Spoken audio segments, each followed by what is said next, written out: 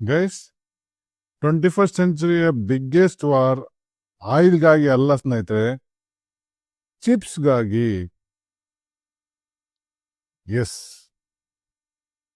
Semiconductor chips ಇಲ್ದನೆ smart phones, cars, fighter jet ಮತ್ತೆ AI artificial intelligence ಇವು ಯಾವುದು ಕೂಡ ವರ್ಕ್ ಆಗೋದಿಲ್ಲ ಸ್ನೇಹಿತರೆ.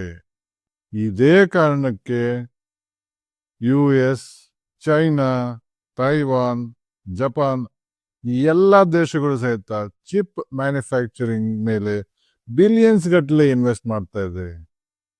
This is called the global chip war. Whoever controls chips controls technology. Russia Ukraine war ನಿಮ್ಮ packet ಮೇಲೆ ಹೇಗೆ ಇಂಪ್ಯಾಕ್ಟ್ ಮಾಡ್ತು? ನನ್ನ ಮುಂದಿನ ವಿಡಿಯೋದಲ್ಲಿ ನೋಡಿ.